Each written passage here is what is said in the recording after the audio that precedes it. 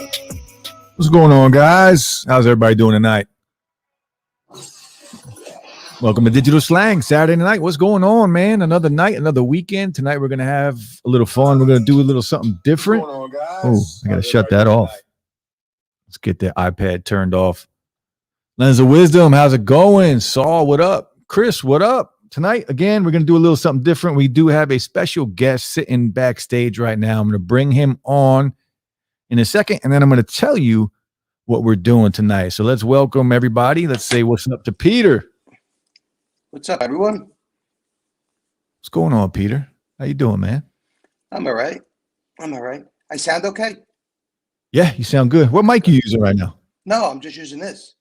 Oh, that's coming right from the AirPods Max, huh? Yeah. Doesn't sound bad at all. All right, let me know if it does. I'll Nah, that sounds good. And sounds good enough to me. Sounds good enough to me. Good. Let's see who else is here. Chris, what's going on? Barry Johnson, what's going on, man? Thanks for coming through.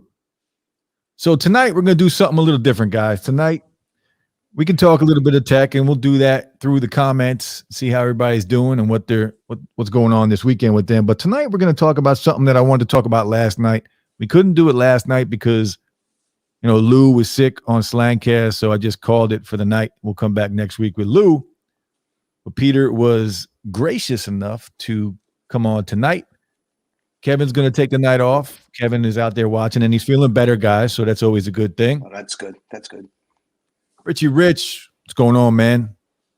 Richie, prayers to you, brother. Prayers to you, Richie.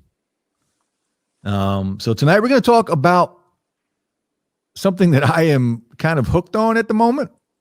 It's something that I didn't know it growing up. I didn't know about it as a kid. I wasn't taught it in school. I wasn't taught it by my parents. I wasn't taught it by anybody. So unfortunately, I learned it a lot later in life. Well, I'm not going to say I learned it later in life because I'm learning it now. So Peter is in the financial industry, correct? Correct. So tonight we're going to talk a little bit.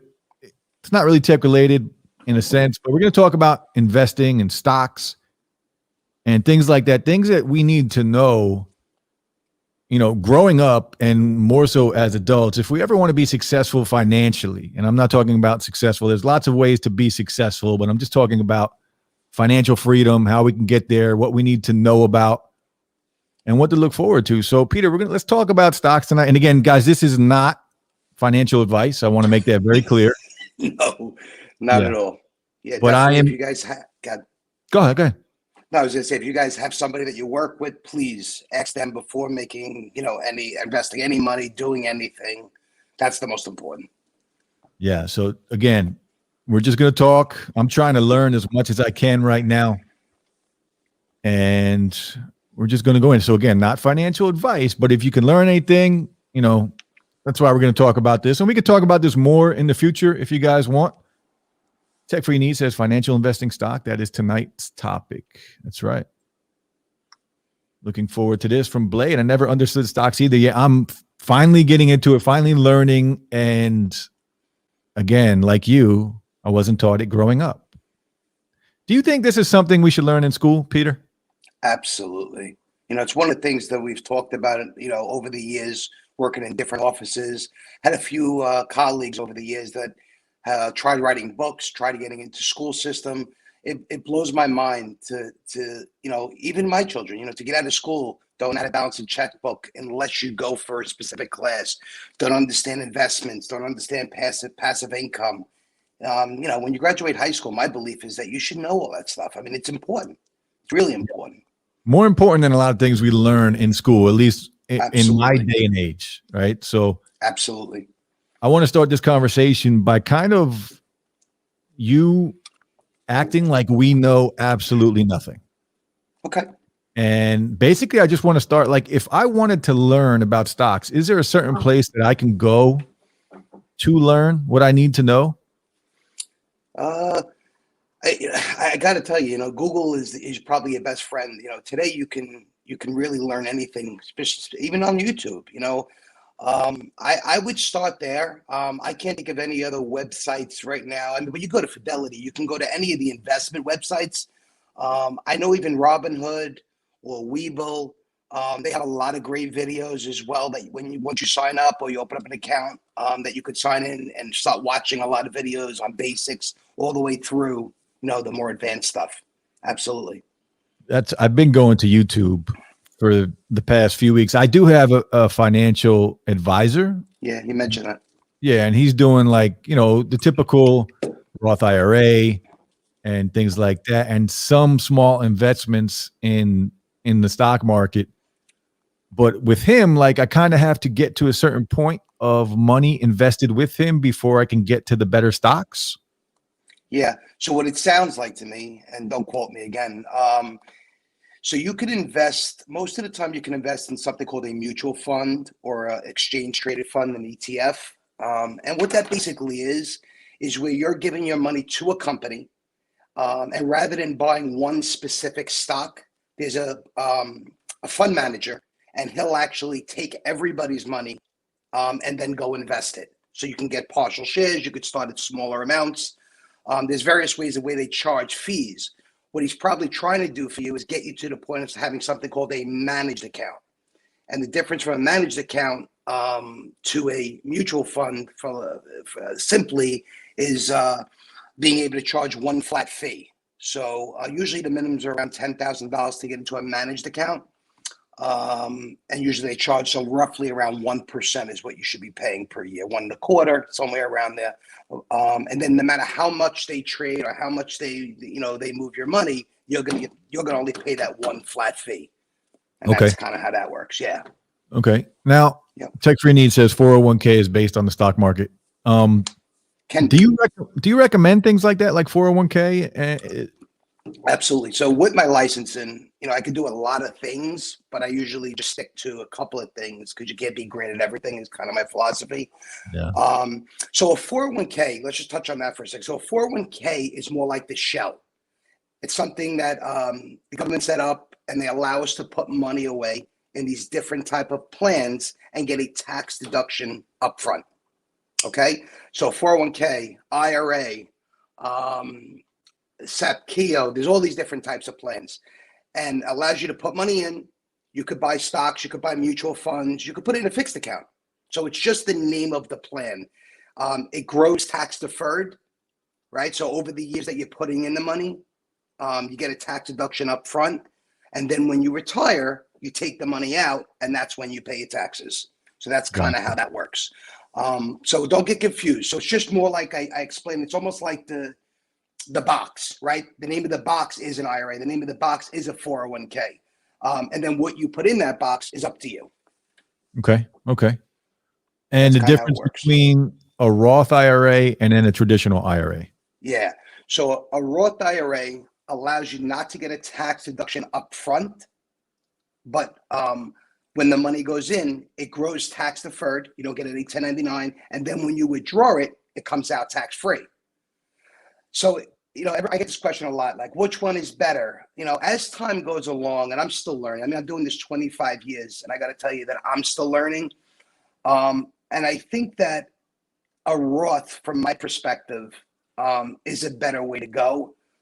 If you qualify, I mean, there's all these different qualifications. You have to make under a certain amount of income, things like that. But what I like about a Roth, to your point, is you can go into a Roth IRA, buy stocks, they appreciate tremendously, and then take them out later on and pay zero in taxes. Right. And I think that a lot of times, when they set these retirement plans up years ago, the theory was I get a tax deduction now. I don't save money necessarily on taxes, but later on, when I retire, I'll be in a lower income tax bracket. And what I found is most of my clients, that's not true. When they get to retirement, between their pensions, Social Security, things of that nature, unless you really want to live in poverty, tax bracket could be the same or even higher. So there necessarily wasn't a savings by taking the deduction up front. Not always, but I'm just saying generally. So it's going to be different for each person's. Absolutely. Right. Absolutely. Yeah. Got to speak to your CPA, accountant, or your financial advisor, or all. I really believe in that team approach. When you get to the point you start accumulating money, I've seen a lot of clients over the years, what they end up doing is I'm doing my own taxes. And then they, when they get to retirement, they've had a lot of money, but they're still acting like they don't have money. Oh, Right. I've been doing my own taxes. And I'm like, maybe it's time to really start getting another professional that can really help you out. Yeah. It's not Yeah. the same situation it was 25 years ago. It does make a big difference. Huge.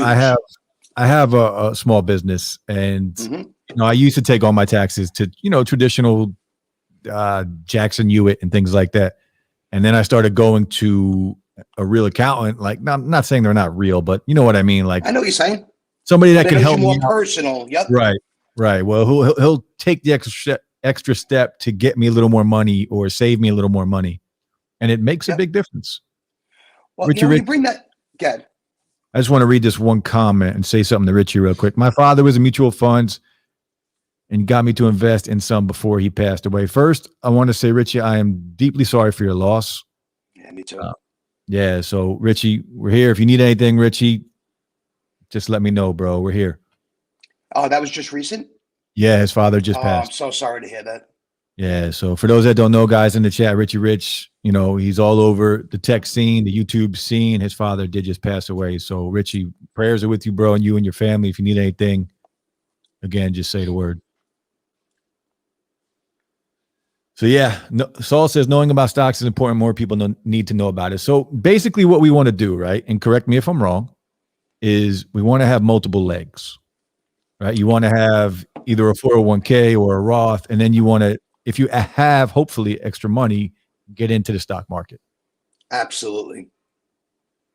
Now, so I have, again, over the past month, I would say, been really involved in this and really intrigued by it and trying to learn as much as I can. And I am learning about stocks, and I'm also learning about crypto, right? And I know crypto is very volatile, right? But you can make a lot of money in the short term. Now, it's much safer in the regular stock market, correct? Say that again.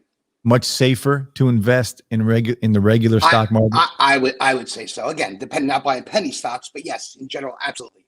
Absolutely, Jeff.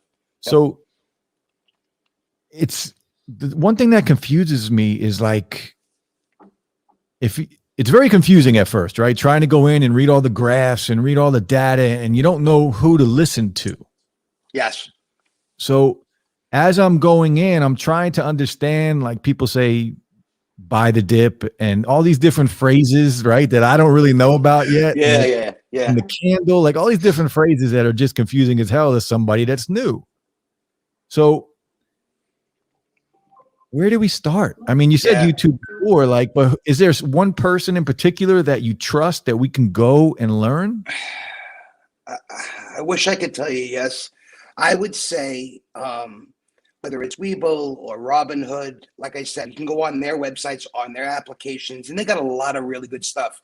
TD Ameritrade is another one. I know, Robinhood and Webull got very popular with the ease of use and downloading the application and zero trading costs on individual stocks. That's on Webull? That's on Webull and Robinhood. It's free trading. Okay. And that was something recent over the last, I'd say, 5 or 6 years that got popular. Well, it's even more now. I'm sorry. It's actually longer. But my point is it used to be, you pay $30 to buy a stock, and when you sell it, you pay $30, and that's the way it used to be. And all these other platforms came out and said, oh, no, we're going to do free trading. And the way that they make money other ways by holding your money on margin, there's a couple of different ways that they make money. But I would start there. I would say, go on these applications, start reading. But I shared this with you guys last time, and I think the most important thing is, and I hate to say it this way, but you really just don't want to do it just to do it and think, you're not doing it with I want to make $1 million tomorrow. That's a bad way to start. Right. And no matter what you're buying.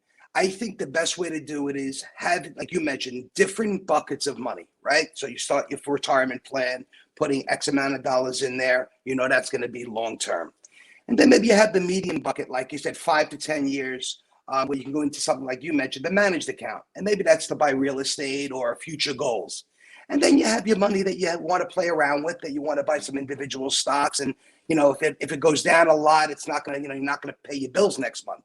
And that's the way I would say to look at it. You don't take your last $2,000 and put it in Robinhood or crypto. And because my friend made, 100,000 last week, this is what I'm going to do. You're going to get hurt. You have to look at it as long-term, right? Absolutely. Yeah. And that's good to hear, because that's exactly what I'm doing. I'm not expecting to get rich off this. I'm expecting to retire in 25 years. And that's what I'm looking for. Right. So Yep. I'm going to go through some of the Absolutely. questions here, because there's couple questions for you. So Robotics says stock market has murdered me in the past week. Yeah. And there's been a lot of dips for sure. I've actually got lucky. I've done really well.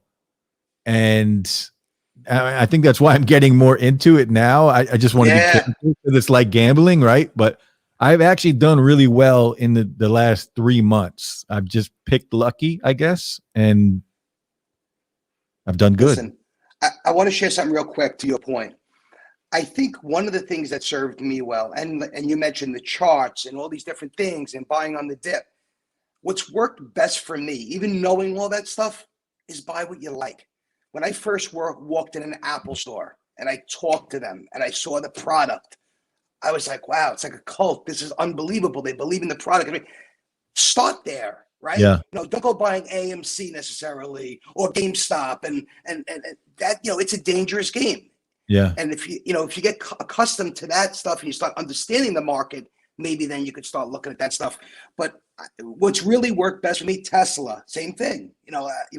When I first saw the car, I ended up buying the car, and then I was like, now I get it. And then I bought the stock. And that's the stuff that's actually worked better than doing all this crazy research, to be honest. Good to know. The one stock that has been good for me is one of my favorite speaker companies, Sonos. There you go.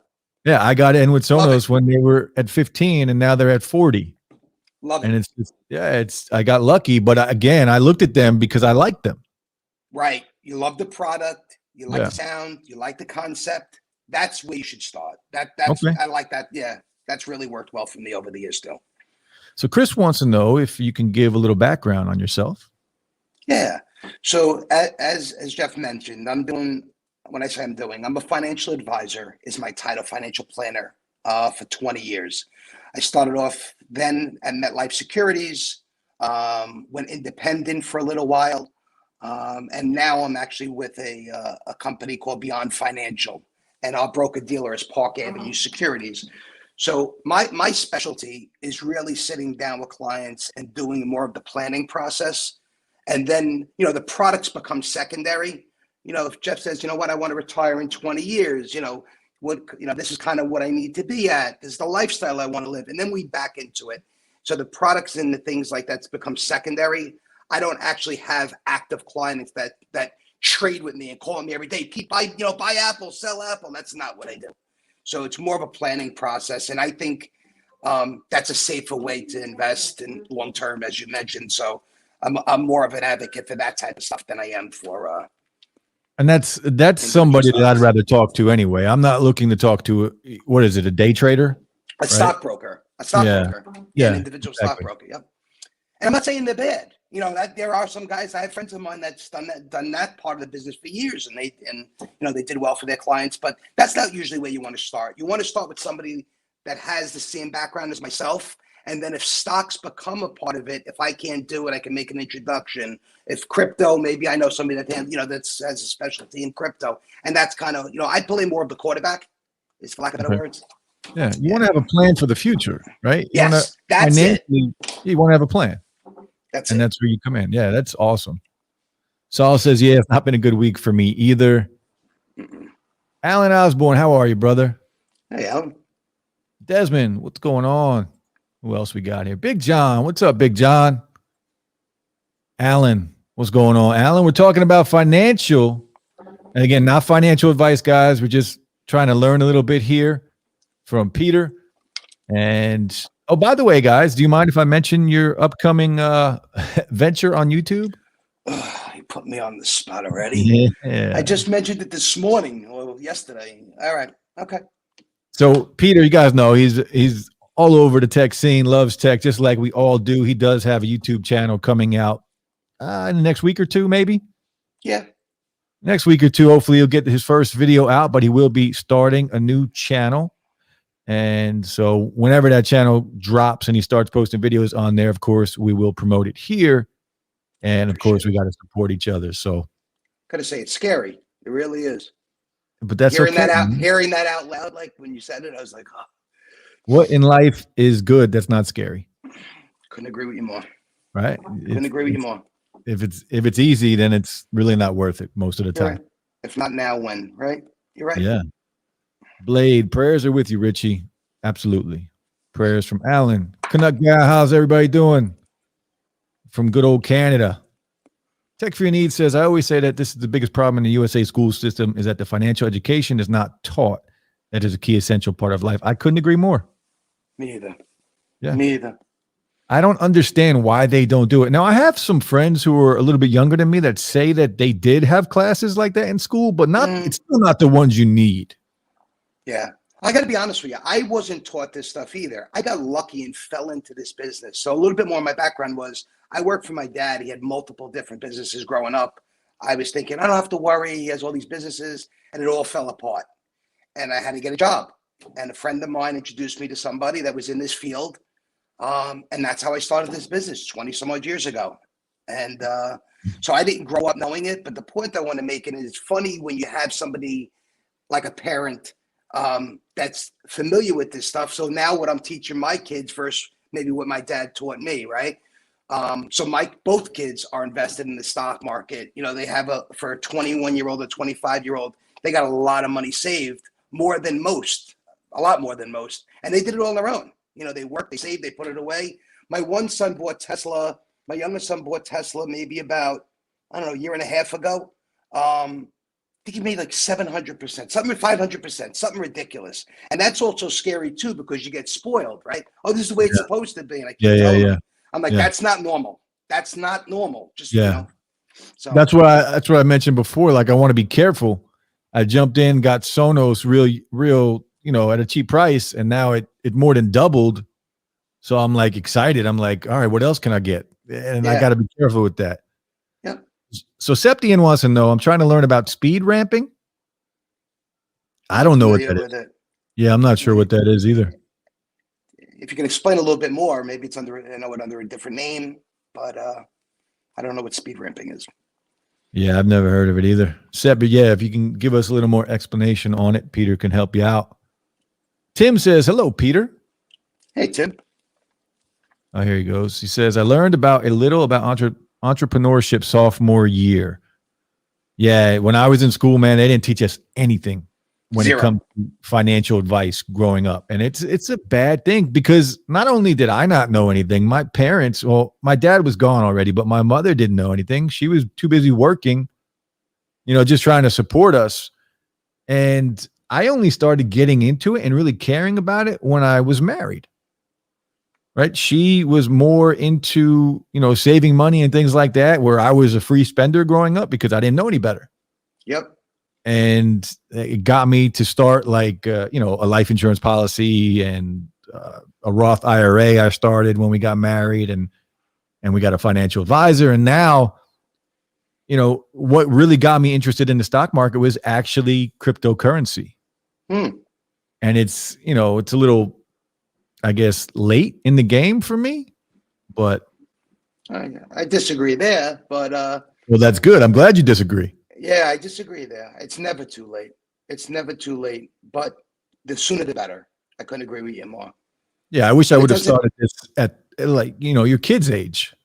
And you make a great point too, is that even with applications like Webull or Robinhood, you could put $50 in. You could put $25 to start. There's zero cost to buy a stock.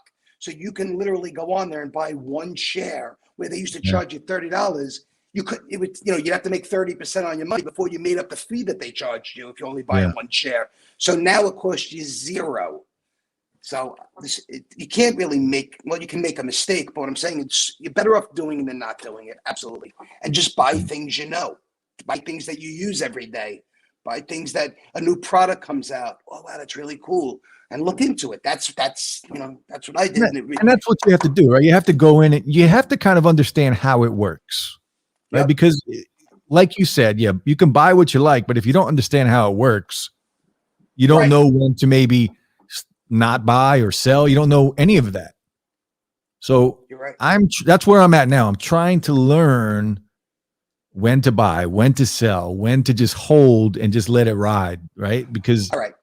Well, let's stop there for a second. So let's use you only because you shared a little bit. Let's use your situation. So you mentioned you have a life insurance policy. You mentioned that you had maybe a retirement plan. You have some money invested in mutual funds with your financial advisor. Now, this account that you're set up for buying the individual stock, what's the purpose of it? Is it just to make money? Is it to buy something? Is it to save for your future? Like, what's the purpose of the account? To make money for the future. Okay. A year from now, 10 years from now, 20 years from now, like, what is your goal with them? Like, time frame wise? I would say probably at least 10 years from now. Okay. Just another leg. I'm just looking for that another leg where I can have income. And, if it turns into something great, then great. I'm not expecting that. I just want to build it slowly and have money. So when I retire, well, just so the fact that I can retire, I would like to retire, right? The weirdest part about the stock market, and it's unique to everything else that we have in our life. If the supermarket calls you up and they have everything on sale, you run there. I got to get milk. I got to get this. I got to get that. A department store. Oh, they got the Macy's has a 40% sale. I'm going to go. The stock market goes down. Everybody runs away. Stock market goes up, and it's now you're paying the premium. Everybody runs towards it. Right. And that's supposed to be doing the total opposite. See, and that's what I'm learning. That's why I said buy the dip before, right? When people are out there, freaking out and trying to get rid of their stocks because it's going down, that's when you can get in and buy them. If you know kind of where, and this is what I've been learning. Like I've been learning where, like I've been looking at, say, the lifetime low of a stock. And I'm reading that and I'm seeing where it's going. And then I'll look at like the 52-week low and I'll know it's not going to go past that point. So if it's getting to that point in the dip, I know I can buy there and it's only going to go up for the most part from there. Yep. Again, it could go down, but to your point, that's a really good strategy. Well, I told you, I mentioned the other day, I actually bought more Tesla this week. It dipped down to 630. Yeah. And I looked and I said, oh, I got to buy more. Yeah. And I'm Tesla heavy because I like the product. But when I saw that price, I was like, and sure enough, it bounced right back. And it went up as high again to 740 or 750. And then I think it's right around 680 now or something like that. But I thought that was a good deal. So you're right. So you want to have money sitting there, right? And not buy GameStop when it was 400. You want to have money sitting there. And when you see something like you said, whether it be Tesla or Apple, wow, it's down 10% today. That may be the time to dip your toes in the water and say, okay, and then don't put all your money in at once and buy, 2 shares, buy 3 shares, but, on the dips. Absolutely. What do you think of this now? I did something the other day and I did it because I thought it was the right thing to do. I'm not sure if it was or not, right? This is just my thought process. So going back to Sonos, I made a profit. I was up probably almost $700. So I took the earnings that I made, just the profit. I took the profit, withdrew the rest. Okay. Withdrew the profit, and then put that profit into something else. Love it. Is it because it was pretty much at the highest point it's ever been. So I didn't expect it to go any higher. Right. So I just took the profit. My initial investment is still in there for that stock. I took the profits that I made and reinvested that into something else. So goes back to what we said I love that, by the way. That was a great move. But you really want to know when you're buying it, you're in, you're out, and your time frame before you even make a purchase. So like you said, so ideally when you bought Sonos, what is the time frame I want to hold this? It's at this. When do I want to get out? So you want to have that strategy, if you can, figure it out before you even make a purchase, because you can get hurt, because a lot of times it's going up. I want to hold on. I want to hold on. I want to hold on. Then it drops down to where it started. Then you're like, oh, I could have got out. Right. So you really want to try to do that if you can up front. But what you did was ideal. I mean, it was ideal because you allowed your original money. You're using, for lack of better words, house money, almost like being in Atlantic City, and they're like using their money. That's what I kind of figured. Like, it's not the money that I'm just reinvesting now into another stock is money I never had. Right. It's just money I earned. Love it. And I thought it was a good move. I wasn't sure. Love it. And I heard a nice quote today, and the quote was something along the lines of, I'm not going to quote it, exactly the way it was, but it was very simple. And it was just, don't feel bad if you pull your money out too quickly. As long as you make a profit, right? If I say, like, with Sonos, like say it went up to 50 when I pulled it out at 40, Like I still made a hell of a profit. I can't worry about I could have made another $10 a share. Jeff, too many people worry about that. You know, you got to sit there and when you see a stock go like you made 100% on your money, or 50% on your money.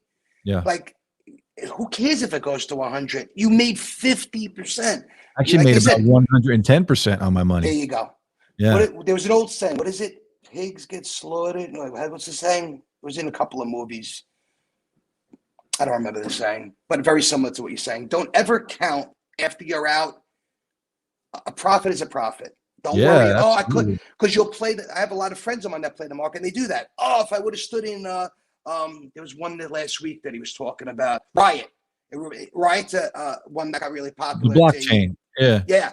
Right. Oh, it went up 100%. I could have made 30,000 this week. I'm like, yeah, could have, would have, should have. You can't play that game with yourself. Yeah. Did you make money? Were you happy? Yes. That's what matters, right? You made some money. That's it. That's it. Text for Your Needs says, now I'm intrigued to know why Peter made that gesture when the question was about his channel. Just curious to know.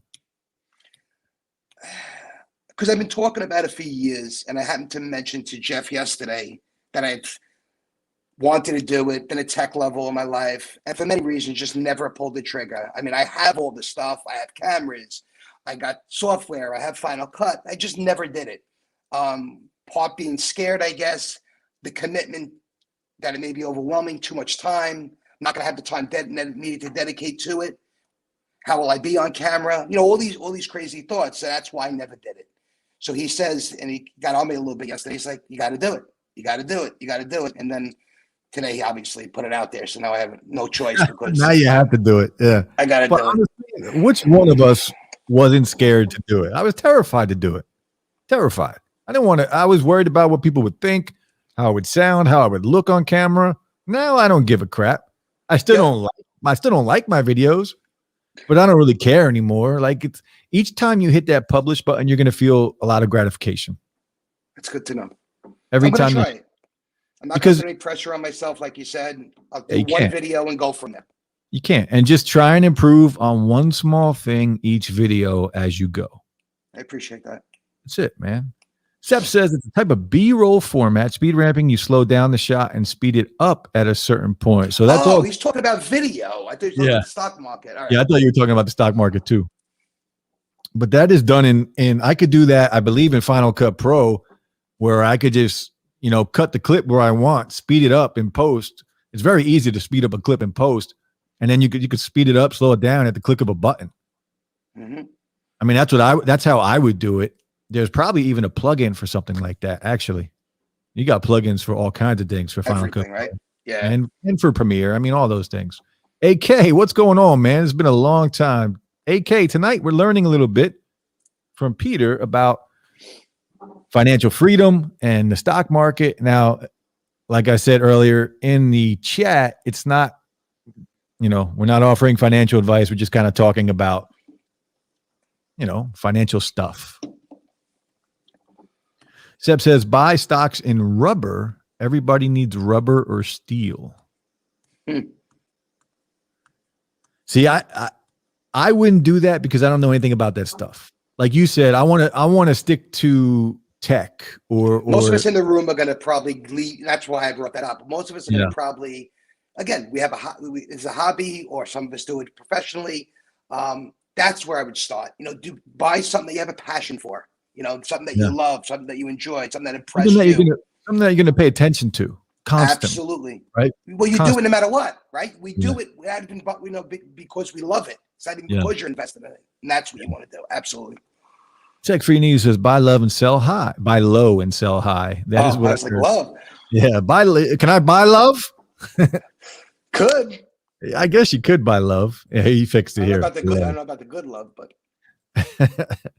I always get those jitters before I press record. Yeah, man. Oh, that's good to know. Everybody gets scared when starting a YouTube channel. I didn't start a YouTube channel we talked about this a little bit yesterday. I told you why I started a YouTube channel, and nobody knows why. You're the only one that I've ever told that. So I started a YouTube channel after I wanted to start it for about 7 years before I actually started it. But I started my YouTube channel after a long bout with depression, after a divorce, And after a devastating back injury that changed my life forever. And then I moved out of the house I was living in with my wife. We got separated. Now we're divorced. I mean, she's still my best friend. We're still great. But, it was a big deal to me. And that's when I started my YouTube channel. I was like, I got nothing else to lose. I've been scared this whole time to start a channel. I got nothing else to lose. Now I might as well do it or I'm going to go crazy. And that's when I started the channel. And it's the best decision I've ever made. Whether it works out as like a full-time gig in the future, I don't know.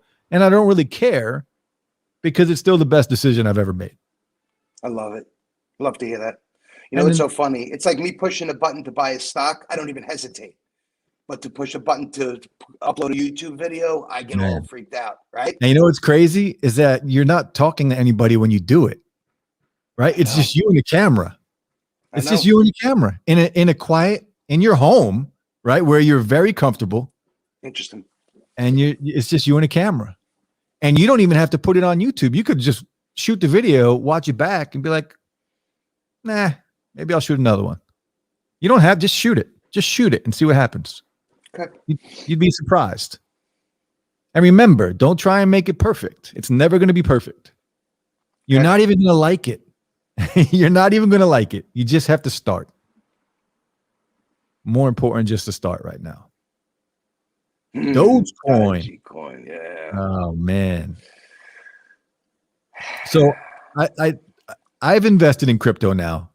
I got a little bit in Bitcoin, and I mean a little bit, only like $1,000 in Bitcoin, and I've made a couple $100. It's taking a dip now, but it'll go back up.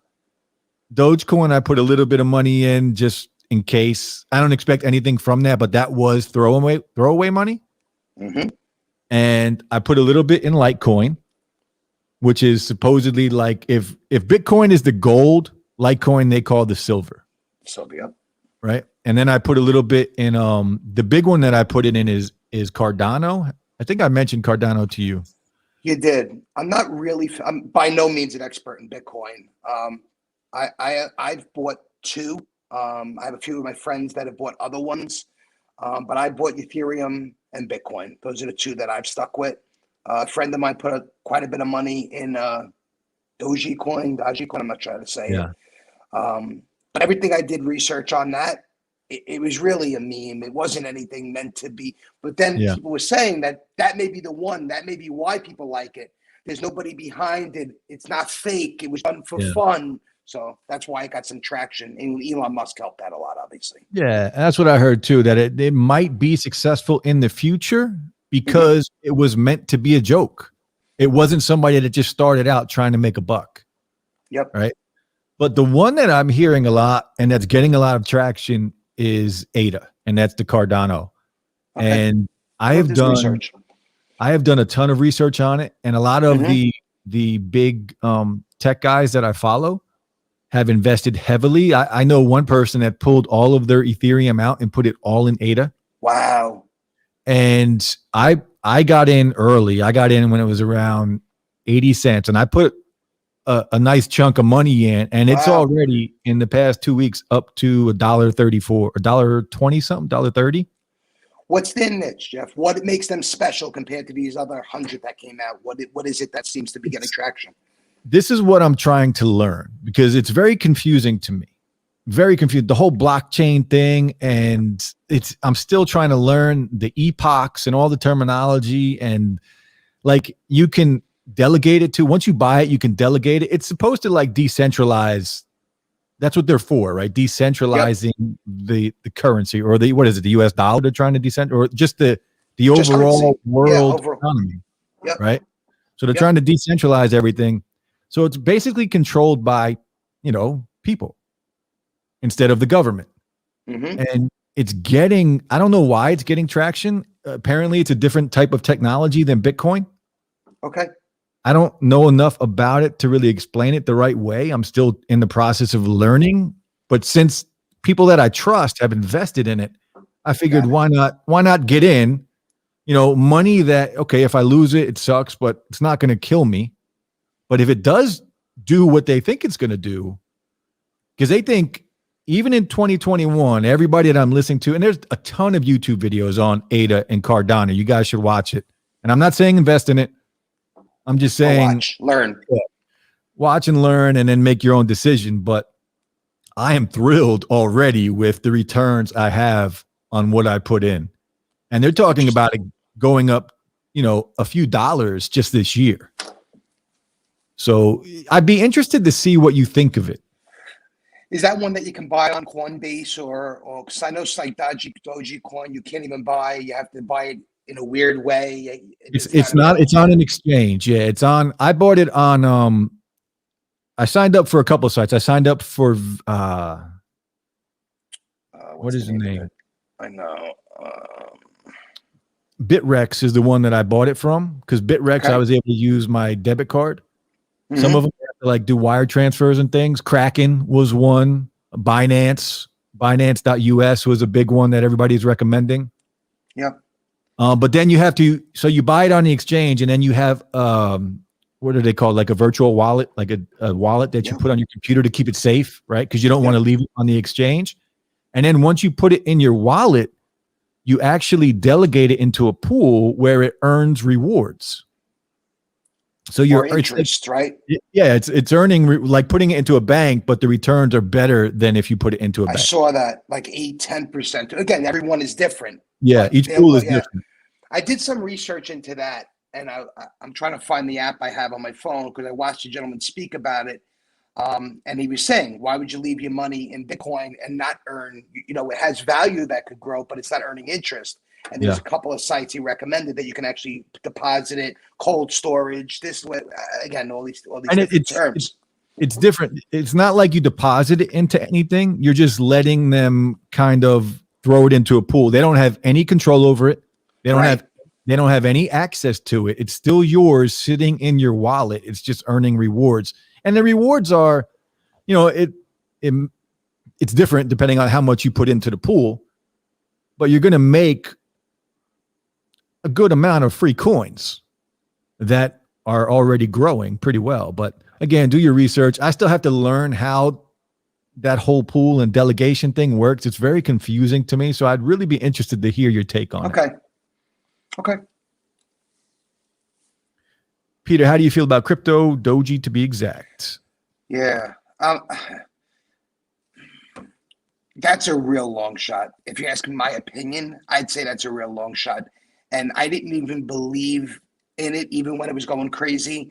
And when I heard that gentleman speak in regards to why it got traction, why maybe it has a chance, it may be a little bit of a believer. But I don't know. You just don't know. You don't know. I mean, there's just no way to know. I'm looking at it right now. It's back down to about 5 cents right now. It's down 12% today. Man. 12%. Yeah. And these things are moving a lot. Yeah. Ethereum's down 7.5%. I bought in on Doge, and I only put a couple $100 in because I was unsure of it. And I only did it because, Elon blew it up for that day. Yep. So I figured, why not give it a try? But I all the research I've done too, if it does do anything, it's going to take a very, very long time. Agree. And I don't expect it to, but hopefully, you never know. Yeah, if you're doing it like short term, absolutely not. But if you want to throw a dollar amount that you're not going to miss, and if your loss wouldn't bother you, $50, $100, depending on what how much, doesn't matter to you. Yeah. Got to take shots. You got to take shots in life. You never know. And that's why I took shots with the ADA and the Cardano. And it's not that I did my research before I did it though. Right. And that's the thing. I have people that I follow, and this is all people I follow on Twitter. People that I follow on Twitter that talk about this stuff all the time, that are big tech YouTubers. Love it. And when I saw one of them pulled all their money out of Ethereum and just dumped it on ADA, I was like, all right, I could throw a little bit on there and then we'll see what happens. And the fact that I've made, I got in around 90 cents and I'm already at $1.30, $1.34 in 2 weeks. Nice. Tech for Your Needs says, now I don't do filming in public. It's called vlogging. I'm not shy no more, but it took time. Yeah. Vlogging is different, right? Vlogging is going out in public and letting people see. I'm kind of nervous about that too. I've done it a few times, not really vlogs, but just out there, taking video and stuff and people looking at you, but who cares? Who cares, man? Who cares? Have you ever actually done like any, like, did you ever go to a mall and vlog? Did you ever do any of that or no? No, because when I started the channel, I mean, we were in lockdown already. Got it. Right. So I eventually I want to, but again, I'm an introvert. I keep to myself. Even before the lockdown, I always kept to myself. And I don't know. I'm going to try it, absolutely, because that's what I'm looking forward to. I want to expand my creativity when it comes to the channel and do different types of videos. But until the world opens back up, it's not too much of that going around for me. Like, I want to test some earbuds in a pool. Yeah. You know what I mean? Like with the water resistance and stuff, I want to just jump in a pool with like 10 different earbuds, but I don't have a pool either. So that's kind of a problem. Well, as Desmond says, you should have 1 million subs, Slang. You get back to people's questions. That's cool. But I understand all the time because you got a life just like us. Desmond, I try, bro. It's you guys are what make the channel. I'm just here talking about tech. Without you guys, the channel is nothing. And you guys love talking about tech. That's why I do this. I want to have talks about tech. Sepp says, Peter, better than those old guys at Charles Schwab. Absolutely. Yeah, absolutely. I don't mind excuse my type fasting without reading. Gotcha, bro. We're trying to decipher it. Hi, Bowden. Sepp says, Elgato got to stock their shelves. I want that solid arm for an extra light. Well, here's the problem with all this equipment. Because of the state of the world we're in, it's very difficult to get a lot of this equipment, right? All the Elgato stuff, the pod mics that I have in the back were sold out for months. Wow. Everything has been sold out, like webcams, like, I mean, it's crazy. It's crazy. The world has changed to a point where a lot of people are suffering, but a lot of other industries are booming because of it. It's crazy. And, you know, working from home and all the stuff that it takes to go online and work from home, that stuff is booming right now. That's some stocks I should look into. Well, you just took the words out of my mouth. That's the stuff. Yeah, exactly.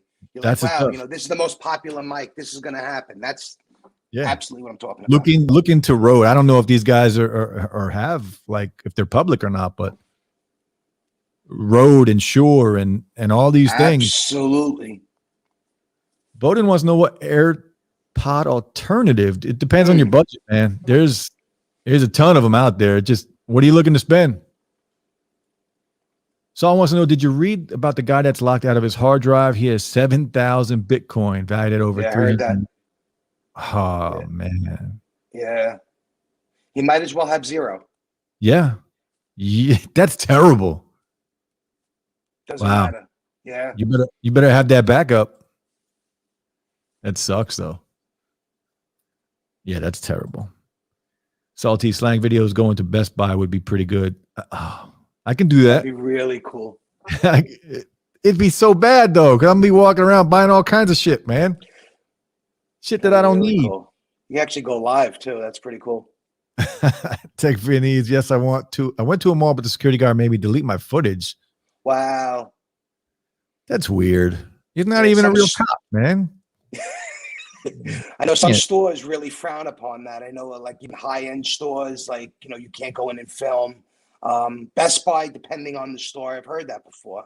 Wow. I don't know why, but yeah, I don't know either. Get a paddling pool to test the earbuds. A little baby pool. That might even be funnier, actually. Put it right behind you. Get a snorkel. Use a snorkel. Sit in it. Have a tripod set up in front of you. A drink. That'd be Can great. you test gaming mics or blue mics? I think they are in stock online somewhere. Yeah, I can. Sure.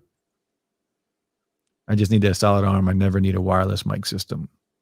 Yeah. I really like that Rode too, but Rode's got some great mics, man. Great mics. I love their mics. I don't need a wireless mic system. Yeah, you don't need a wireless mic system.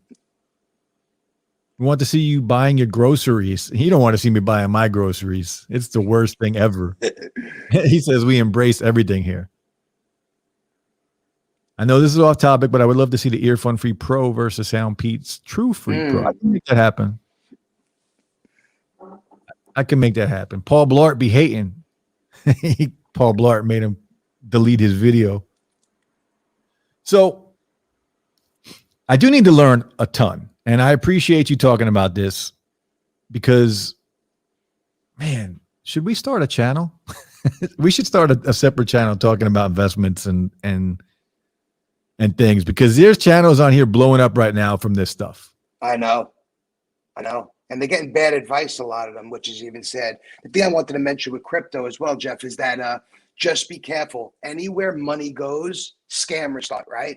So just be really careful with, and that's why I like using ones that, like Coinbase, and they may not be the best, but at least they're well known, they're legit. Just be careful with that stuff. You park your money somewhere and all of a sudden you go to look and it's gone.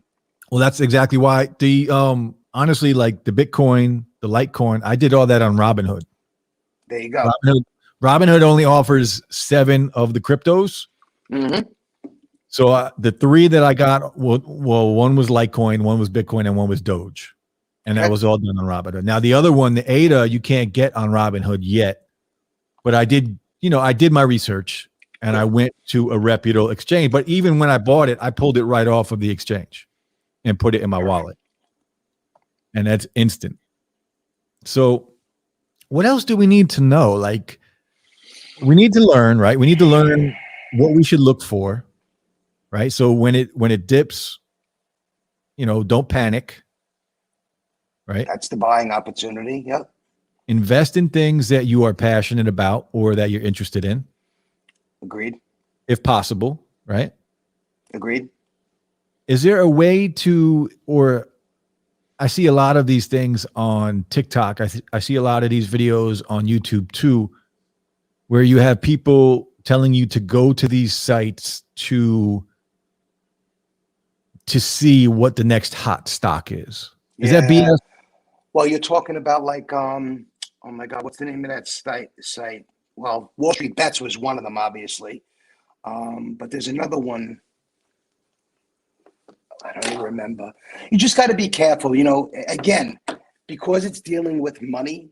I don't know anybody personally, but I know behind the scenes, you got to be careful because a lot of these guys will create sites, create their own hype, spend a lot of money to get it going, go into these chat rooms, hire guys from out of the country, 100 guys to go on there and start typing about it. And meanwhile, the stock really has no substance. Again, you need to do your research. There's no shortcut. Again, I'm doing this 25 years. And I could tell you, there was multiple times back in the 80s with the dot-com era. I'm going to be a day trader. That's it. I know how to do this. And I got burned. I learned the hard way. And there's been a couple of times in my career that I lost a lot of money thinking I knew it all. And what I realized is when I started looking and more of a planning process, having different buckets of money, not spending money that you shouldn't, you're not buying Bitcoin to pay your bills next month. Right. That's not why you're doing it. Right. And you'll be better in the long run because you're always going to have a friend or somebody, oh, so-and-so made, 50,000 last month, but And that's a lot of videos you say that. Yes. Yes. How to get rich quick or how to make $10,000 a month or run. Long term. So play in the long game, go long term. And that's what I want. That's what I need. I need the long term. And I love what you did. Even if you are going long term and you made a decent profit and you don't have any other money to invest, but you think there's other opportunities, maybe take some profit from what you made already and invest in something else. There's nothing wrong with that either. I like that. And that's exactly why I did it that way. I didn't want to, take any more out of my bank account at the time. And I just thought to myself, that money is free money. I didn't put that money in. It's money that's been earned. I could just reinvest that in something else that I think will do the same thing. Or that I hope will do the same thing. And I think that's what I want to keep doing over and over again, if possible. If it's not possible, then I'll just sit on it. Yep. Sep says the mics on the Pixel 4a are amazing. Pixel 4a is a great phone, man. The mics are that good? I sold it. I sold my, you guys know Gabriel T. Black, right? I know the name. Yeah, I sold my Pixel 4a to him. Desmond says, hell yeah, Slang, I can't wait. It should be good, man. Videos. I got so many videos to do, Peter. Y'all too should do a podcast. That would be sweet for beginners. Just something I would do a podcast. I talked about this. I have Slangcast, right? And I have I'm already on iTunes. I'm already on Google Podcasts. I'm already on all those platforms, like 8 different platforms. And I'm revamping the whole podcast. I'm deleting everything that's on there. I want to start with a new season 1, episode 1. And we could do a whole series on this stuff. If you want, if you're down, we could do it. Yeah, I'm open. I'm open And to it. Like I said, all we have to do is we can go on StreamYard like this, record this, and then I could just put the audio on there as a podcast. Okay. The only thing is I got to make sure, like I told you, I mean, with my licensing and everything, from a compliance standpoint, I just got to make sure what I am able to do and what I'm not able to do. But I would definitely love to do that. You know, I like sharing good information. It makes me happy. I really enjoy not seeing people get, ripped off or making bad decisions. And that's why I love what I do. Yeah. Well, yeah. I mean, again, we got to make sure you're comfortable doing it and what is said, and it's not going to be for financial advice. Yep. It's just going to be, talking, and we could talk about tech too. It doesn't just have to be about financial stuff. I'm definitely trying to get that podcast going again. Saul says, from a financial standpoint, CPM on investment channels is super high. I know. I looked into that. I know. It's ridiculous. Yeah. There's a few guys that I follow. You probably follow them too? What's the younger kids what's their names? It's hard for me because right now I've been following all the Cardano ones, all the ADA ones. And those guys have like 400,000 subscribers. I know. Just talking about ADA. But there's a couple of young guys that you probably know as well that follow. There's about 3 or 4 of them that are financial channels. I don't remember. I'll see if I can find it. I'll let you know. But I think they're great. Yeah. Yeah. There's a lot of good ones on YouTube. But you still have to make your own decision. You can't really just trust everything you say. Seb says those are Wall Street bets guys are stocking up on audio equipment as we speak. Yeah. Yeah. You're not wrong. HyperX Solocast, Razer, Siren Mini, Blue Yeti Nano, etc. Yeah, the HyperX is a good mic. I looked into that already. I'll check those mics out for sure. As you can see, I got a bunch of mics behind me. I did drop a video on Slangcast last week with the new direction of the channel, and I reviewed the pod mic, the Rode pod mic. So again, on Slangcast on my other channel, I will be doing reviews on all types of microphones. So you're not going to find those reviews on Digital Slang. You're going to find them on Slangcast. Lynn says, I know there's a lot of scammers for stocks these days. I usually don't trust them. Yeah, please be careful. Please.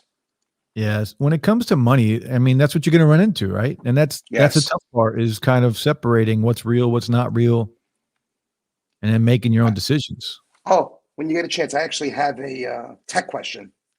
Go ahead. Shoot. So my oldest son, for his birthday's next week, so he made me order him. He wanted the iPad Air, and I got him the new keyboard, the one I'm using right now here. But I wanted a question regarding the iPad Air. Would anybody have any information regarding that? Is it good? Should I got him the Pro instead? What do you think? iPad Air is fantastic. All day, right? Okay, good. Fantastic. What color did you get? The blue. That's the one I had. I had it, and I actually bought it. I'm using the iPad Pro now, the 2020. Me too. I bought the iPad Air to replace this. Wow. I didn't do it because, I mean, honestly, I just wanted the bigger screen. That's really the only reason. But if you put them side by side, if I had the 11-inch iPad Pro and I had it side by side with the iPad Air, the iPad Air is a beast. It actually has I looked online. It actually had a better processor than in the A16 or something, or the A14X, I believe it is. Yeah, it does. iPad Air is a beast. You cannot go wrong with the iPad Air. And it doesn't have Face ID. It has Touch ID. Oh, that's cool. I didn't know that. And I know it works with the second generation pencil, and it works with the new keyboard, the Magic Keyboard. Magic Keyboard. So that was cool. Now, if I was to ever buy an iPad again, it would be the iPad Air. I wouldn't buy a Pro. I don't need it. The iPad Air can do everything the Pro does. You know, there's a couple of things the Pro has Light. that what is it, a LiDAR sensor? I'll You know, never use that. things that people don't care about. There's a couple other things I would have to look back into. Four speakers, right? I know Yeah, that. better speakers, things like that. But shit, that's nobody's going to care about in the long run. Like, Yeah. and that's why I bought it. I bought the iPad Air because I wanted to replace this. I was going to sell this for more money and just keep the iPad Air. It does the same thing. Yeah, my oldest son does real estate, and with technology today, he could have the pencil there. They could sign documents right there. So I just wanted to make sure it's more than enough, right? And then he does LumaFusion. He's going to use to make his videos and all that stuff. So yep. iPad Air was the correct choice. Okay, good. And it's so good. There's no reason to really buy the iPad Pro anymore. Wow. I don't see a reason. If I had to buy an iPad or recommend it, it would be the iPad Air. Wow. Okay. And we'll see. There are rumors that another iPad Pro is coming out this year. So we'll see what that's all about. But the iPad Air is a beast, man. It's good to know. Seb says, man, I tested out those SoundPeats H1. SoundPeats got me jonesing. Yeah. Oh, here's a good question. Penny stocks. Great question. All that means is literally what it says, is the stocks are worth pennies. So I guess let me just give you some basic stuff. So a stock, a publicly traded company, which means it's on one of the exchanges. So we'll use the New York Stock Exchange as an example. So a Apple is a publicly traded company, which means it's owned by its shareholders, which are the people that own the stock, right? That's kind of how it works. So when you see a penny stock, it means the company doesn't have a lot of value. It's not worth necessarily a lot of money. So the stock price is only pennies. You got to be really careful with those. Those are really, now I know guys that do that for a living. I know guys that make a lot of money with it. But for the normal person, that's where you can get burned because you can control those a lot easier, right? So if you have a guy that puts, I'm just making up a number, 500,000 into Apple or Tesla, it's not going to move it. It's not going to do anything. But you have a guy that puts 500,000 in a penny stock, the price is going to go up. Everybody jumps on board. He pulls his money out, and now the stock plummets, and you're left holding the bag. Because it's always, keep in mind, when you buy a stock, it's always a buy and sell. Even though you're not seeing it on the screen, you don't realize it, but it's supply and demand. The more valuable, the stock becomes more valuable as more people want it. So it's just like eBay. They offer 1 million shares as an example, and the more people that want it drives the price up. The more people that, or the less favorable it is, it drives the price down. That's it, like in a nutshell, in theory. That's how it works. So it's much easier to get burnt doing something like that. Absolutely. Like you said, if one person that put a lot of money in pulls out, that stock just plummets. Yep. And sometimes you can't even get out of them. Sometimes, we're so used to, like, I go on Apple and I sell it. It sells immediately. Yeah. You may go on and have $10,000. If there's no volume on the stock, nobody's on the other end. It may sit there. Can't even get the price that they're on the screen. So, yeah, you got to be really careful with penny stocks, please. I'm glad you mentioned that because I was really wondering about that. Like when I tried to sell my, what did I sell the other day? I sold, I pulled that money out. So I sold the stocks for Sonos and that sold right away. Like soon as I hit sell, instantly. Gone. Yep. Yeah, gone. And then I was wondering though, what did I sell? I had something and I sold. I don't remember what it was. It was something trivial, like a couple stocks here, right? But I was wondering, like, is anybody right away if nobody wants this? Then it doesn't sell. Yeah. And thankfully it sold, but that thought came into my head, like, what happens if I hit sell and then nobody wants it? Yep. I'm stuck with it. Yep. Now there's different ways to do it. You probably see limit, market. I mean, I don't know if you want to get into all that, but I could sell it for less if I wanted to, right? Right. So a limit means that you can set the price that you want to sell it for. So if you go in and say, I want to buy a stock at a limit price, you can actually designate exactly what you want to pay. And it will not buy it unless it hits that number. When you buy it at market, it's going to buy whatever the market is there at that moment. So that's, again, it gets really crazy, but I just want to give you some basic things. Is there an exchange or I know an app, I know we talked about Robinhood. Is there one that you recommend that you use? I like both. I think that I know a lot of people are hating on Robinhood with everything that happened with GameStop and they stopped the trading. But when you do a little more research, and again, I don't know enough about it to know, but there's more to the equation. They had restrictions with money that they had with the whole GameStop thing. Are you familiar with it or what happened? Yeah, I was Yeah, actually going to ask you about it. yeah.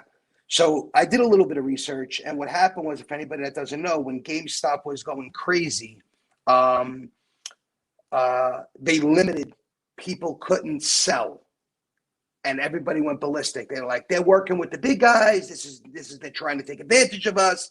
And I'm not saying that it's not true. I don't know. I mean, I really don't know for sure. But when I did more research, the way it works behind the scenes, you got to remember when you're going on there and buying the stock, the money is not even there. They're laying out the money, right? Somebody has to purchase the stock. So when the GameStop was going crazy, they didn't have enough in reserves to cover all the orders, and they got a bulk of it. Robinhood, they were a big player in this stock, so they had to slow it down, or else they would have bankrupted themselves. So that's really what I heard went on behind the scenes, and then the news ran with all this other crazy stuff. I think they had actually a court thing going on Friday. I didn't watch it, but that's kind of what went on. I did see an interview where I forget who the interviewer was, but he was interviewing the owner of Robinhood, and Mm-hmm. I can honestly say I didn't like his answers because he was saying that he did it to protect the people, which Yeah. is total. You did it to protect yourself and your company. Just say that. You know what I mean? Right. Like, Right. don't sit there and say you did a good thing for the people because that's not what happened. No. No. And I thought about pulling all my stuff and transferring it to like Public or something like a different app. Or like Webull. So to answer your Yeah. question, I'm sorry. So Webull's really good. I'll tell you what I like about Webull. And again, I can't use these platforms with my licenses. I have to only trade at certain companies, and my company has to watch and have access to my account to see what I'm buying and selling. Because as an example, they don't want me. It's called front running. I know Jeff's going to come in and spend 10 million on Apple. I'm like, oh wait, he's going to put that. I could buy the stock before I put his in, Right. and then get a surge, which doesn't happen, but that's why. So they have to watch everything I do. But I did go in and just see what Webull's about, and I really love the research and the news, and I like Webull. I want to check that out. That's one I haven't downloaded yet. I did sign up Check it for. out. I definitely will. I signed up for TD Ameritrade the other day. That's who I use. Okay. I haven't done anything on there yet, but I do want to, I'm still thinking about leaving Robinhood. Well, a lot of people have a problem with Webull and Robinhood for that matter, because even options, they're making a lot of people feel, and I agree with this, they're making it too easy for the novice and not making them like they should even do like I'm just making an example, a 5-minute video that you have to watch before Tutorial. you can do options. Yes. Yeah. Because you Yes. can literally go on there, switch a button, and now you're buying options. You're And you're like, so true. you have no idea what you're doing. Options are so complicated. It's even hard after 20 years for me to understand them in total because I don't deal with that every day. But you really got to be careful with that stuff. Yeah, that's a really good point. They do make it very easy to go in and just spend your money. Yeah. And if you don't know what you're looking for, the first time I opened up Robinhood, I was like, this is all I got to do to buy a stock. Just put the money in and hit buy, and I own a stock. Yeah. And part of me was like, part of me was like, I should have been doing this 20 years ago. Absolutely. I agree with that. But it would have been nice to have a 5-minute tutorial before the account opens, right? I would have appreciated that. Yeah. I had to have my ex-wife tell me how to use it. Yep. Like just to be safe, because literally, yep. The old me would have just went on and started buying stuff. Especially if the price started going up, you're like, free money. money. Oh yeah. I would have been like, wow, that's $700. Okay. Yeah. Saul says property is my thing. It's a long-term thing, but once you start, it's very stable income. I agree. Are you invested in a lot of property or? I have owned. Currently, I do not. It's funny you bring that up because I'm going to be getting back into that. I've owned some rental properties. I think that it's to your point, as you said, I think I can tell you this.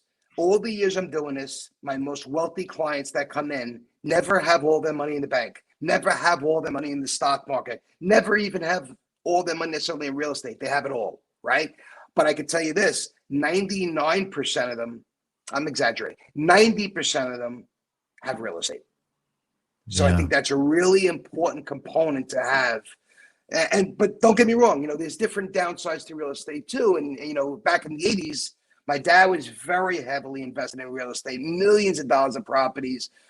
Probably at one time had 80 properties and lost everything. So again, just got to be careful with any of this stuff. But I'm a big advocate for real estate, 100%. It's good to know. That's, as I've been learning about the stocks, that's the other thing I've been looking into is real estate. Again, when I talk about different legs, like having, different legs to support you, I have a few friends that are heavily invested in real estate and they're doing amazing. Game changing. Yeah. Game changers. Like it's changing their lives. And I'm just sitting here, making videos on YouTube and not thinking about how I'm going to retire or.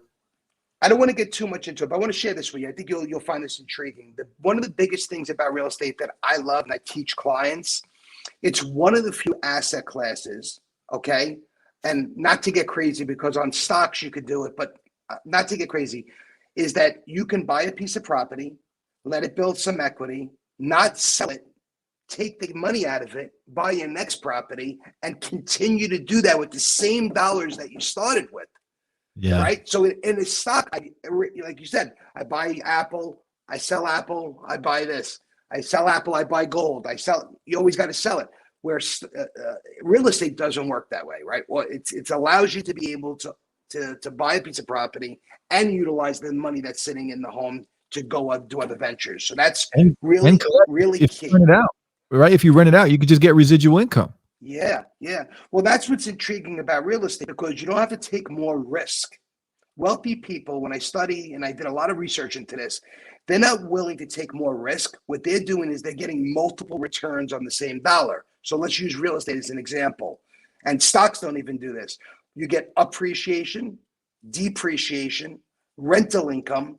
So you can get 3, 4, 5 different rates of return on the same piece of property, maybe not all cash in your pocket. But at the same token, you can earn 15 to 20% a year on a piece of property, as an example, not by taking more risk, by just taking advantage of what's available for real estate between tax deductions, appreciation, depreciation, rental income, things of that nature. This is all stuff we should have been taught, man. Yeah. Couldn't agree with you anymore. I know. If people would know this stuff, I mean, everybody would be in such a better place. Not saying that we all have different problems too, but to be financially stable, because we don't even have to be all be successful and rich, but just to be stable, just to know what you're doing. I would have loved to have. A great book to read. I don't know if you're into reading. I'm not, but one of the books that I can tell you that I really enjoyed years ago. It's an old book. It's Robert Kiyosaki, Rich Dad, Poor Dad. Yeah, and it's really more about what parents teach their kids, or somebody that's wealthy from, let's say, a city employee. And one of the things I think that, going back to what we said earlier, is that you need to focus on, if your number is $10,000 a month to be independently wealthy, doesn't matter how you do it, just focus on that, because too many of us get into this wheel that we keep spinning and buy a better car and buy a bigger house, and we go into this constant revolving door, rather than saying, what do I need a month? And I don't care if you do a CD, I don't care if you're using a money market, I don't care if you're buying stock or all of it. That should be the focus. How do I get to $10,000 a month in passive income, $5,000 a month in passive income? That's the job, because then you can do whatever you want. Such good advice. It really is. It really is. And that's where I want to get to, man. Like, I'm tired of the rat race, right? The 9 to 5, the normal life. Couldn't agree with you more, Jeff. If you enjoy that, then great for you. God bless you. Yep. It's just not for me. It's never been for me, even though for most of my life I've done that. But I'm trying to go out and, like, I have my own business now, but I'm still, when it was busy before COVID, I was still, 12-hour days, 6 days a week. So it's funny you said, so earned income, when you do some research, is the worst income. The reason being it's your time, but not even that, it's one of the highest taxed incomes, right? Yeah. Depending on your income, you're 30, 40% on every dollar that comes in when you work.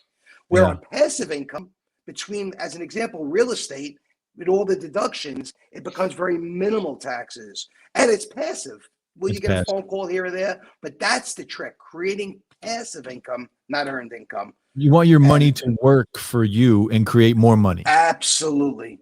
That's the focus. It's not about the best stock. It's not about, that's where you need to focus. How do I get to 3,000 a month, 1,000 a month? Start there.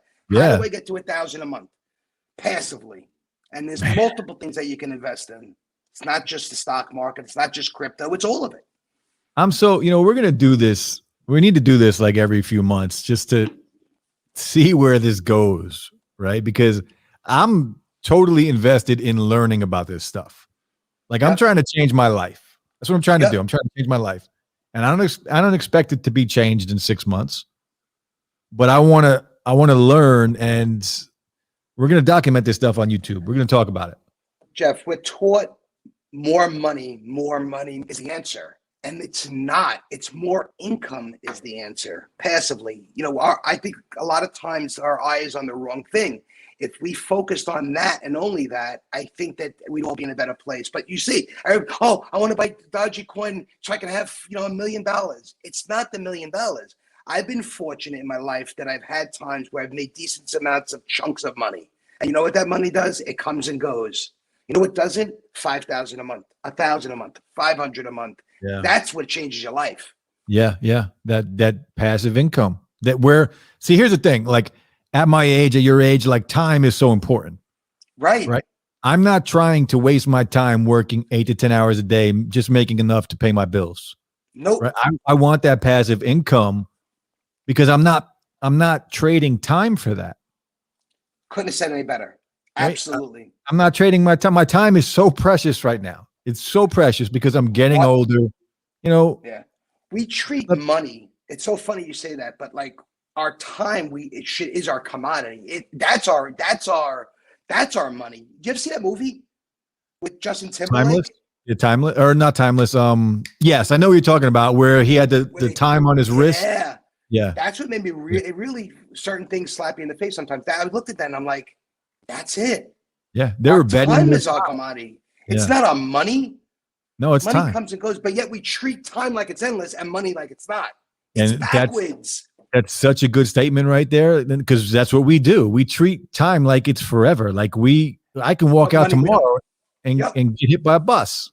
Yep. Like time, we all have a limited amount of time, all of us. And as you get older, at least in my case, it becomes more precious. Yep. Right. I'm not going to live forever. I'm not going to be around much longer. And that's one of the reasons I started YouTube.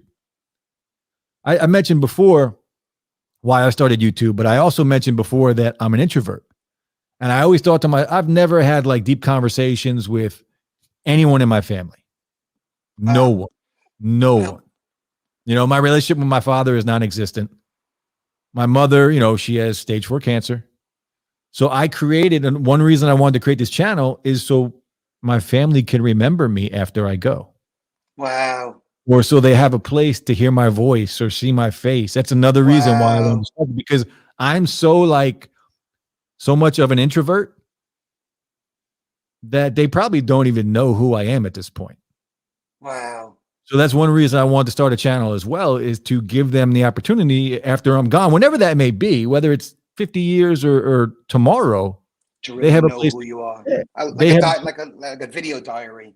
Yeah, just something to see. Like if they want to just hear my voice or something, they can go on YouTube and this will be here forever, as long as YouTube's around.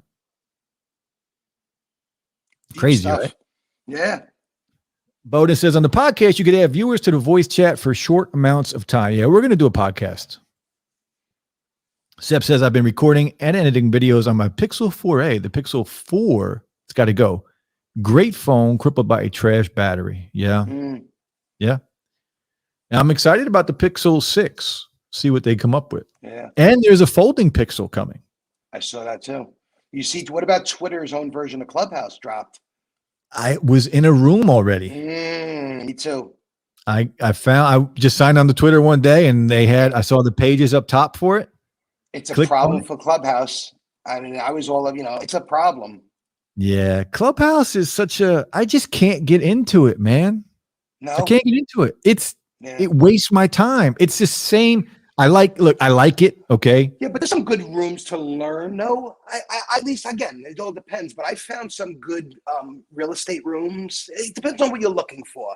Yeah. But I found some, at least I think, some value in some of the rooms I've listened to. I will say this though, it's very cliquish. Absolutely. It's very cliquish, number one. And number two, a lot of it is very repetitive. Yes. A lot of the rooms and a lot of the information that's being talked about, it's the same thing over and over. Yeah, motivational, tech, and real estate. Yeah.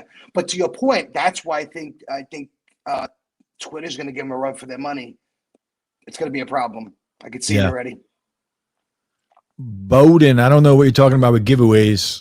Not really sure. You need more information for that. But as far as giveaways on the channel, I don't really do giveaways on the channel anymore. I did that a lot when I first started the channel, but it brings the wrong type of subscribers to the channel. Oh, interesting. Those people just want to come for the giveaways, and they don't even watch your content unless it's a giveaway. So yeah, keep that in mind, Peter, when you start your channel. Be very careful with giveaways. I'll do them at like when I hit 20,000 subs. Okay. When I hit 50,000 subs. Or you do giveaways, and this is what I want to do too. I will do giveaways specifically for channel members only. People that are always here supporting me. Love it. But like Bowden, it's the first time I've ever seen you in a stream and you're asking for a giveaway. You know what I mean? Like things like that. Let me ask you this. What about advertising on YouTube for your channel? I thought about that too. Like, because as you know, that's how they pay you guys. If you set a budget, $100 a month to advertise your own channel, I don't see anybody doing that. I never understood why. Why not use YouTube to advertise YouTube? It just makes sense to me. You can do that. When I first started, I did go on Google AdSense. Okay. And buy some ads. Yeah. To be honest, it made a slight difference, not much, not enough to justify it, in my opinion. So you have to be careful with that. And you want to think stock market and YouTube as the same thing, long term. Okay. Right. I got it. Hello?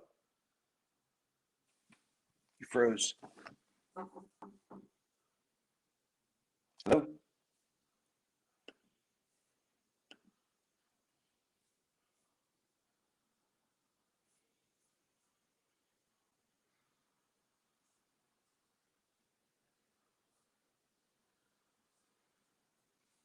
We're back. I think we're back. Yeah, we are. Okay, got it. I'm sorry. You said think long term. Yeah, think long term, and you want to build it up.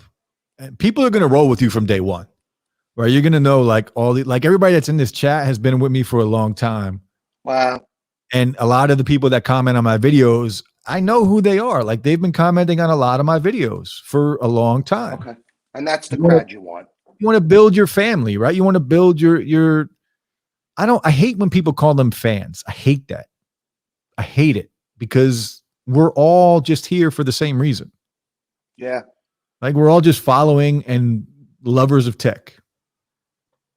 And those are the people that I want to roll with. Those are the people that support the channel, whether they're a member, whether they're watching a video, whether they're commenting on a video, they're all supporting the channel in their own way. Mm-hmm.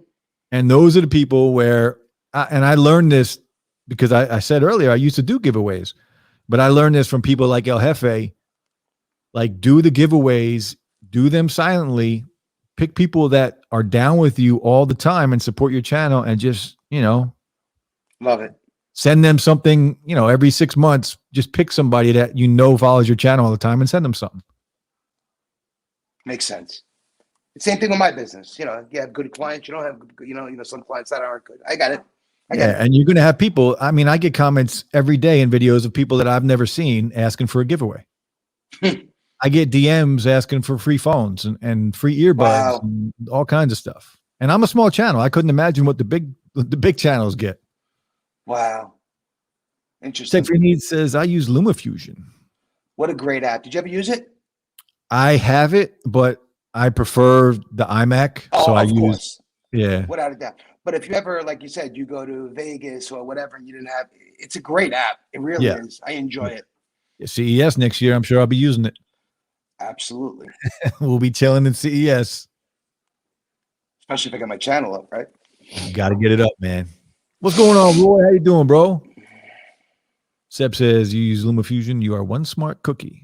Yeah, LumaFusion is good, man. On the iPad, iPad will blow through that. Robotic says Google hasn't been thinking with their Pixels recently. Pixel 5 was awful. Yeah, I bought the Pixel 5 and sold it. I prefer the Pixel 4a, to be honest with you. Wow. There was no way the Pixel 5 was twice as good as the Pixel 4a. Because that was the price. The price difference was $300. Yeah. I had the 3A. I never went any further than that. Evo Gabriel, hello. In Time. That's the name of the movie right there with Justin Timberlake. Oh, thank you. In Time. Yeah, very good movie. And it made you think about your time, right? Time is precious. I'm telling you. We all have a limited amount of time. I used to talk to my ex-wife all the time and tell her, like, look, the most important thing that I have right now is time. And that's been like that for like 15 years now. That's how I felt. Good for you. I think too many people don't do that. I mean, I really touched me when you ever watch that Steve Jobs talk at the college when he was sick, and he talks about that. He looked in the mirror every day and he said, you know, if I would have died tomorrow, what would you do different today? It's the truth. And that's what you don't want. You want time. No. You don't want to have those regrets as you get older. You don't. Yep. Unfortunately, I think we're all going to have them regardless. But the goal is to not have as many, or to not have those huge regrets. Like exactly why you should start a YouTube channel. Right? You don't want to regret it. You're right. Just hit that record button and throw it up. Just go.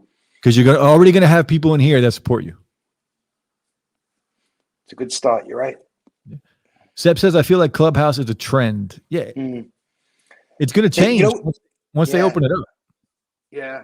I think that when they, again, they jumped on right away, and I read some things, they valuated it like $1 billion already. It was crazy. It was insane. $1 billion. I'm like, what? They don't even make any money yet. No money. No monetization, nothing. Zero. But that's the problem. It's going to change. They're going to charge for rooms. Like anytime you get these big speakers, I guarantee you're going to have to pay to get into those rooms eventually. Yep. And now they've proven a concept. There's going to be 50 companies come along now because they've created something new, a new lane. You're going to see a bunch of companies step up. Some are going to be the Blockbuster. Some are going to be the Netflix, right? I feel like Facebook is going to offer them $5 billion to buy it. Like somebody's going to buy it. I agree. And ruin it. But hopefully Twitter's looked cool. Yeah. I don't know. It was just a beta. I don't know when Twitter's is supposed to come and be launched. Yeah, you couldn't actually set up a room, right? I can't set up a room. I can only jump in somebody's room. It was only the people that are running it that had the rooms available. But when I went in there was thousands of people in there.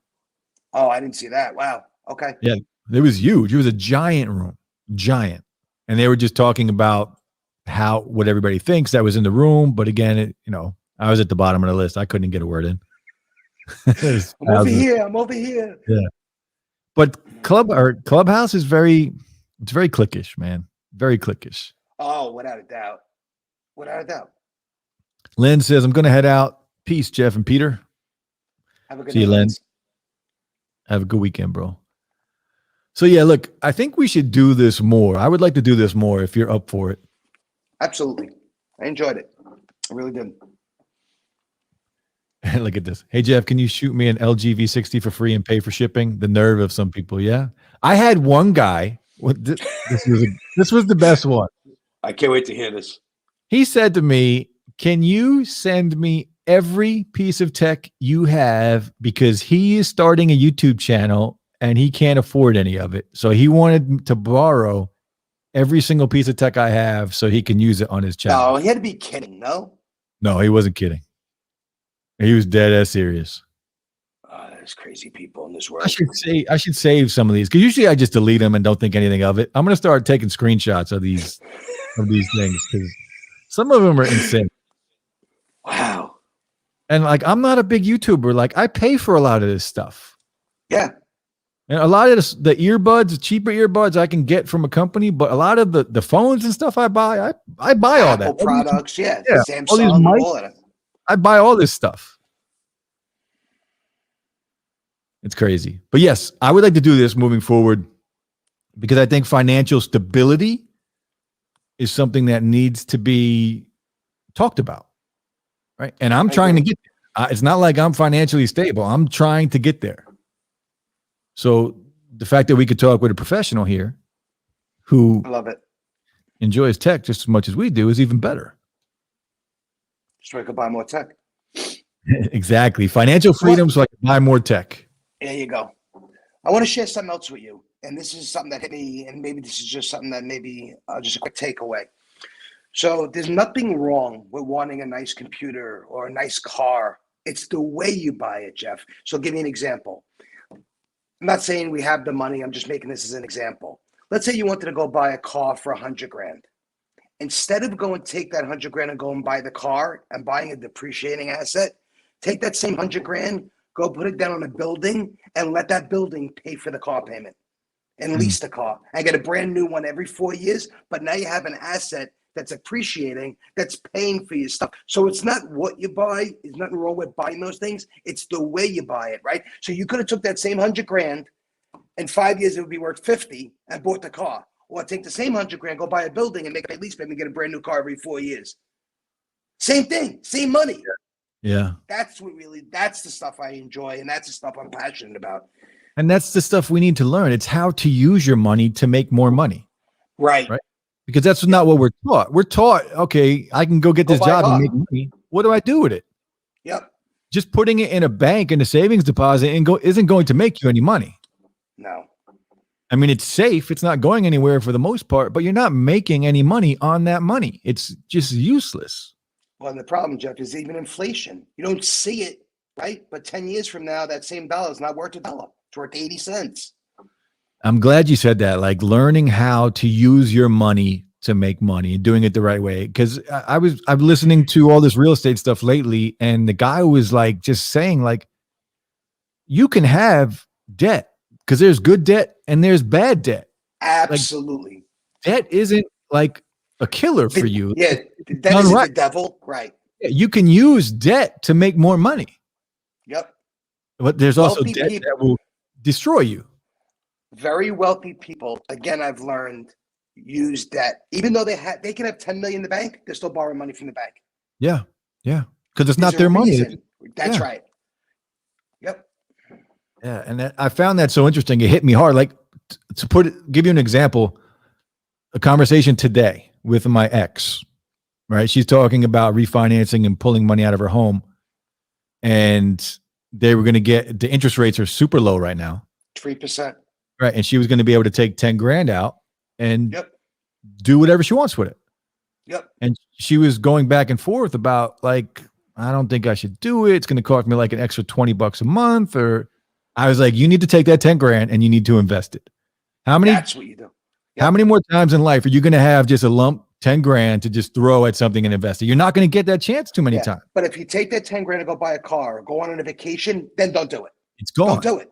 It's gone. Put it somewhere that, like you said, that can make you money or afford you something that you've always wanted. You know? Yeah. Let that money work for you. More. Yep. Yeah. And that's what we talked about literally today. Like take that 10 grand, invest it in something that, okay, there's a gamble to it. Yes. But you're not just going out and blowing it. Like if you can get any return on it, you've done a good thing. Yep. And especially with the rates being so cheap. And if she's starting over again, keep in mind that 90% of that payment on the mortgage is going to be tax deductible because it's all interest up front. So she's going to get a good deduction. She's going to have that money. Yeah. Man, so much. I feel like I'm just like I'm fresh out of school, just learning all this stuff. Yep. It's insane. It never ends. It never ends either. There's so much more to learn. I'm telling you. Because it always changes, right? Yep. The game is constantly changing. The game. That's what it is. It's just a game. And if you look at it that way, that's a great way to look at it. Make it a game. Yeah, make it a game. Have fun with it. The life of Monopoly of life, right? Monopoly. And I was damn good at Monopoly. I could get good at this. Yep. I was good at Monopoly. Blaze says, take screenshots and start sharing them on YouTube stories and Twitter. That'd be great. Even if you block out the name. Yeah, that's a good idea. Put them on blast. I have put a couple on Twitter.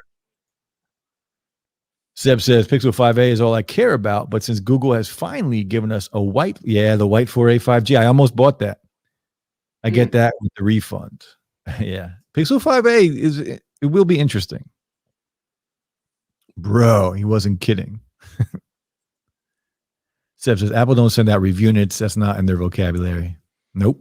Only to a few. Only to a few people. A few big guns, big heavy hitters. Yeah, like iJustine and stuff like that, right? Yeah, Marquette. Even Renee Ritchie gets them. Renee Ritchie's got a couple 100,000, but he's, all Apple, and he makes quality content, so he's going to get them. But yes, I would absolutely like to do this again. Absolutely. I think it's very important. I know it's a little different topic than we usually talk about, but I think it's something that's very important. And I just appreciate you coming on here, man, and hanging out and talking. I appreciate you having me on. I really do. Those AirPods Max sound good. I was going to ask you. I actually shut off. I have a heater next to me. I shut it off, but I was going to ask you, how did they sound overall? You sound crystal clear. Wow. They sound really good. I'm actually very surprised how good they sound. It's funny that we're talking about this now because was it yesterday or 2 days ago? I put up for sale my AirPods Max. No. My Drop Pandas. I have 3 phones. I put my Note 20 up for sale, my Galaxy S20 FE, and I'm doing that to take that money and just invest. Oh. That's why I'm selling them. Just to get more liquid and just invest. I can't disagree with you there. And again, you got to tell yourself, because as you guys know, I'm a tech lover too, and I go crazy. It's not never, it's later. You know what I'm saying? It's like I'm never going to be able to buy this stuff again. No, but to your point, having $2,000, $3,000 worth of items sitting around when that's money in the market, and you could make it $4,000 and then take the $2,000 back and buy the stuff that you wanted, whatever you want to do. That's exactly why I decided to list them and put them up for sale, because you can see right now I'm using the Sonys. I'm not even using the AirPods Max. Wow. So, and I have 5 other pairs of headphones I could use if I wanted to too. So I don't need all this stuff, right? And especially now that I'm so interested in the future and building, financial freedom for myself. Yeah, I know that's not easy. Trust me. I mean, I go through it too, and I know it's hard to let go sometimes. But yeah, you don't want to, but to your point, doesn't mean you can't buy them again. If you bought the Note, you told me, you sold it, and then you bought it back. Was the Note? No, the Fold. The Fold. Yeah. Right? You can always do that. It doesn't go away. They're not. Apple's are closing. But I couldn't agree with you more. Yeah. So I have, and I've listed them all on Facebook Marketplace because I want that cash. Right. So I have literally I put up 10 different things the other day, like all kinds of my expensive earbuds I put up there, headphones. Hopefully they sell. I haven't gotten any hits on any of them yet, which is a little disappointing. Wow. Yeah. That's surprising. No. Yeah. Yeah. So far, I even put 2 of these mics back here for sale. Don't forget tax season's coming soon. So. And the new stimulus check. Which that whole stimulus check, I'm investing. Good for you. Whenever it comes, that whole check's going right in. You know what? Let me give you another good rule of thumb. You should have anywhere from 3 months to 12 months of expenses before you start investing. I know you don't, right? Yeah. Please. Yep. I used to listen to, when I was married, we listened to, who's that? Susie Orman, Dave Ramsey. Dave Ramsey, that's the guy. We had his whole DVD collection, and she was, but he did stress that make sure you have that emergency fund. Yep. Just in case you need it. And that's what's good about me having the small t-shirt business. I have a good chunk of money in that business. Good. Yeah. So that's where I'm kind of safe. Good for you. Sounds like you're on a mission. It's good for you. Good for you. Yeah, I'm on a mission, man. Especially now, right? Since this goes back to why I started YouTube, the depression, the divorce, all that stuff. Now I'm focused, and my ex, we always talk about dating now, dating other people and stuff. Mm-hmm. And I'm I have no time to date. I'm trying to make some damn money. Yeah, your priority shift. It's amazing, right? I'm not about relationships right now. I'm all about money. That's it. Money and building my future. Because why? Because my time is running out. Right? My time is precious. I know. Sucks to think that way, but you have to put yourself in check like that sometimes to motivate yourself. my time is running out, man. I gotta get my shit in order. Yep. Good for you. We'll read a few more comments and then we'll probably end the stream. And you and I are going to talk off camera about a podcast, number one, and we're going to do this again. Tech for your needs. Apple sends review units to the big YouTubers now. Started about 2 to 3 years ago. Blaze says, I'm looking forward to the next one. Hope you guys go through with continuing. We definitely will, Blaze. I appreciate that, Blake. Salty, what's the website URL again? For which one? Oh, is you talking about Weevil? I'm not sure. I don't know either. Let us know what website you're talking about, Saul. Great Saturday night stream. Nice meeting you, Peter. Hey, very nice meeting you as well. I look forward to more shows like this too. Yeah, we're definitely going to do a Canuck Girl. I think this is a big deal. And a lot of people are either ill-informed, don't know, or just take a little push. Or just a little push, right? Just a little bit of a push. It's so important, man. As somebody who, like myself, has gone through life with no one to teach them anything, always, kept to myself anyway. But I mean, that's like you said, you taught your kids, right? Like, and that's what having a good family definitely can help. Yeah. And there are people like myself who didn't have that. And I'm learning now at a later age what I need to do. Yep. So we're going to talk about it a lot more. Oh, I put it on Facebook Marketplace. So, but if you guys like, I thought about putting it on Twitter, but I wasn't sure. But if you guys, I'm always selling something. So if you ever just are looking for something to buy and you're interested in what I have for sale, just hit me up on Twitter or something. Barry says, great stream. Finance is always a great topic. Thanks, Barry. Thank you, Barry. So again, thank you, Peter. Anything you want to say before we head out? No, that's it. If anybody has any questions, I guess, I don't even know. XU, get to me. Yeah, I don't have a channel or anything, so I can't say anything. You will have a channel, though. I will. It won't be on finance, but at least not that one I'm starting. But yeah. But you're on Twitter, right? Yeah, P Vitale is my Twitter. You can hit me up there. Absolutely. P-V-I-T. Spelled just like that, right? Yep. Nope. Just the letter P. Vitale is my Twitter handle. P Vitale on Twitter. Yeah. So yeah, we'll do this again. Absolutely. Peter, as soon as you start and drop your channel, we will promote it here. And of course, I'm sure everybody in here will support you just like we do with everyone. Awesome. But that's it, guys. Thanks for watching. We'll be back next Friday night on Slangcast around 10 o'clock. And then next Saturday night, Kevin should be joining us next Saturday night at 10:30. And I'm not sure. I'm going to bring back the trivia game soon. It's not going to be next week because I'm still trying to work things out with Amazon. They literally have they blocked me. I'm done. Like they locked me out, have emailed me, said they locked me out. Wow. But have never given me a reason why. I tried to buy a $10 gift card and I've literally been locked out of the affiliate accounts. So I don't know what I'm going to do. I don't know what I'm going to do. That's a lot of side money that I'm not getting. Yeah, that's gone forever. As far as they're concerned, it's forever. Trying to do a good thing. So sad. That's the story of my life, man. The story of my life. Yeah. But you keep going. You keep going, man. That's what we can do. Absolutely. That's it, guys. We'll be back next week. I hope everyone has a safe Sunday. Enjoy the rest of your Saturday night. Peace, guys.